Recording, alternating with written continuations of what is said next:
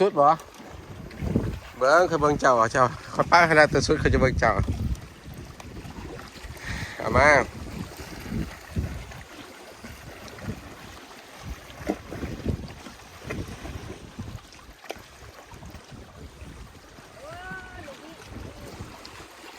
ขึ้นมาโอเคทรายได้อยู่เอามาทรายได้ทรายได้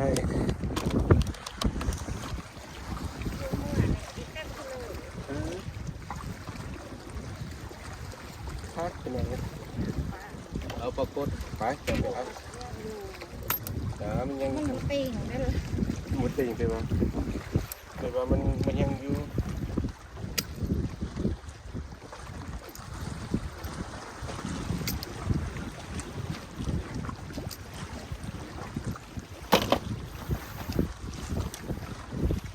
เนี่ยก่อนพี่น้อง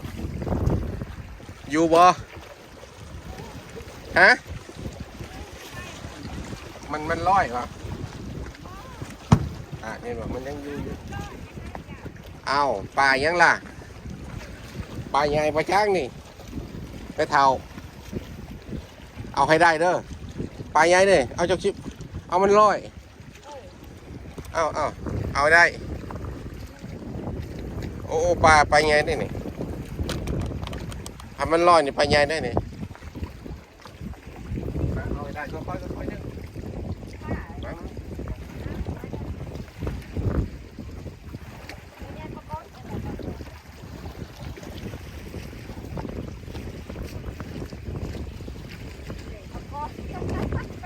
ตัวใหญ่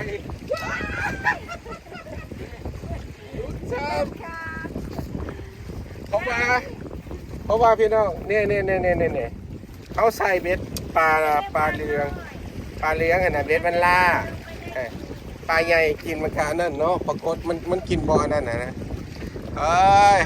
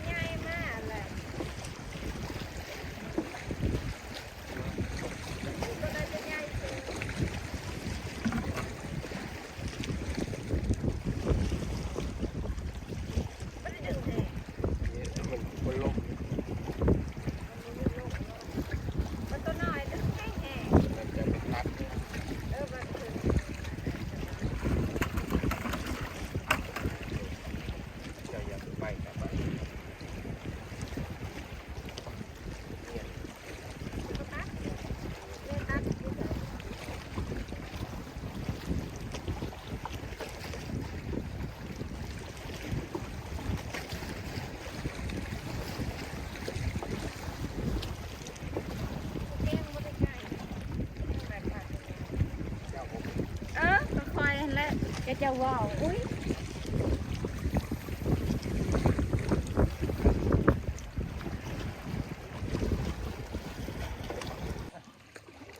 ตัวใหญ่เอาว้าวอุดใส่ได้นี่ ได้แต่ปรากฏ ครับ ไว้พุ่นตัวน่ะ กินได้บ่ อันเดยืดปล่อยครับ ได้แท้ได้แต่นั้นก็ได้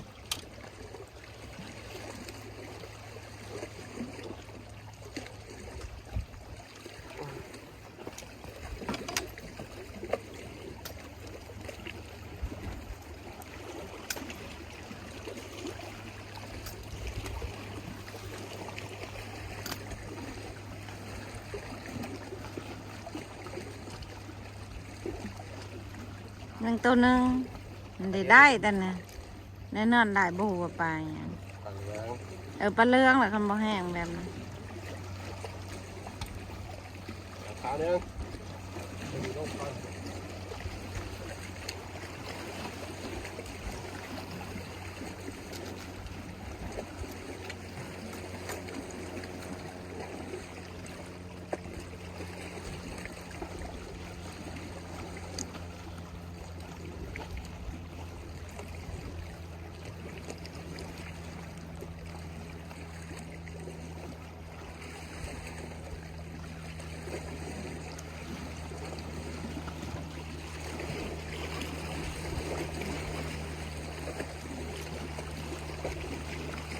ท่านี่มันถึกแล้วนะฮะ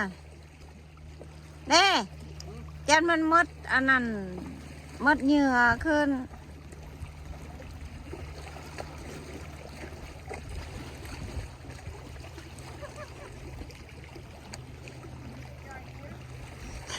อยู่ไกลๆ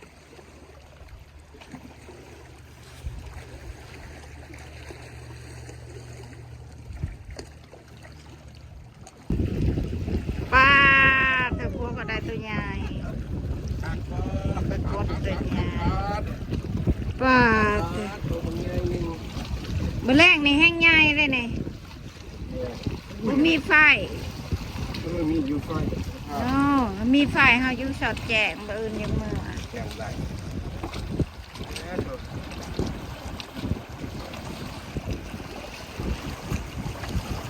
แค่ขนาดนี้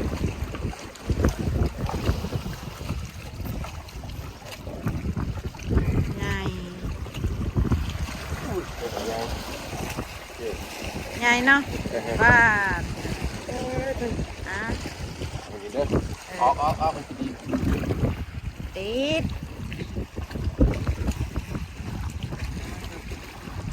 แกงลูกอึดคือว่าจะเป็นปลานั่นปลาไนปลานิ่นนั่นนะปลาไนเป็นปลานิ่น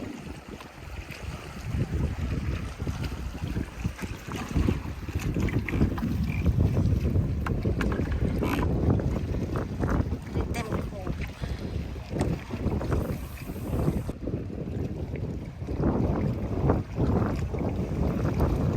ใช่มันลดไปหลายตัวเลย เนาะจะถ่ายอยู่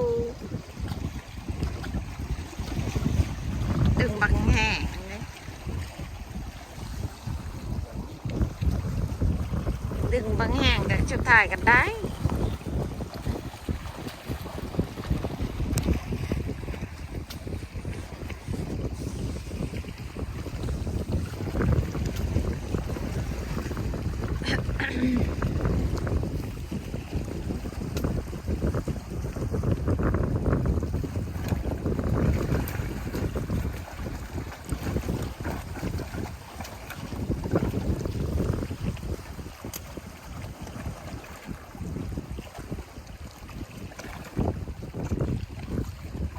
ที่เขาจะเฮ็ดน้ำข้าวปุ้นไปโบสถ์อีก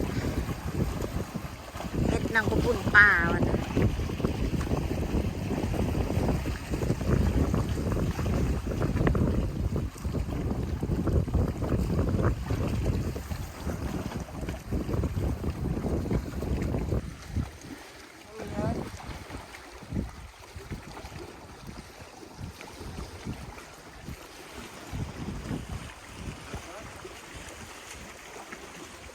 ตัวน้อย